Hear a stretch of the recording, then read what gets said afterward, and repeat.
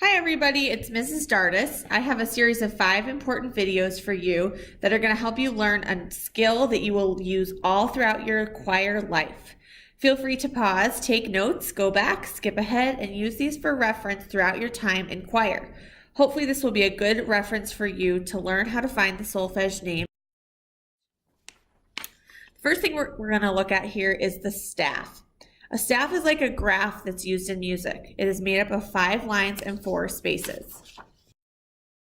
On the staff, higher pitches are higher up here and lower pitches are lower down here. Lines and spaces are named from bottom to top. So just like you would name the floors in a hotel, the lines and spaces on the staff are named from the bottom to the top. So here's line 1, line 2, line 3, line 4, and line 5. Then you can see here how the spaces are numbered from bottom to top as well. Space 1, space 2, space 3, and space 4.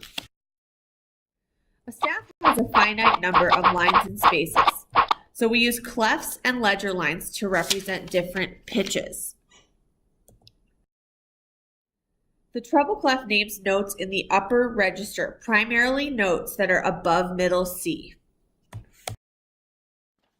See right there? Those are the notes that are represented on the staff. And middle C is this note here on the piano, which is just down here. The bass clef names notes in the lower register. Those are primarily notes below. Here you can see on a piano which notes are included within a staff that contains a bass clef. So here's your middle C, and then these are the notes that are there on the staff. Some instruments also use different clefs like alto clef or tenor clef, which is also referred to as C clef. These aren't clefs that you're typically going to see in choir, but it's still good to know that they exist. The grand staff is used for piano. It is made up of 2 staves, typically one with a treble clef for notes, higher notes in the right hand, and one with a bass clef for lower notes in the left hand. You will see the grand staff on your choir sheet music. So remember that when you see this squiggly bracket that connects the 2 staves, that's the piano part. Ledger lines are used for pitches that fall outside the staff, for notes that are either higher than the staff or lower than the staff. You will see these notes in your music, and it's important to know that they operate the same way the notes within the staff do. Let's review some important vocabulary.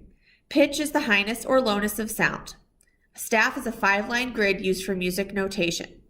Treble clef names pitches in the upper register. Bass clef names pitches in the lower register. The grand staff is used for piano, and remember that squiggly bracket is what you're looking for that indicates that's piano. Finally, ledger lines are used for notes that fall out. In our next part of our lesson, we'll learn about finding the solfege name of a note.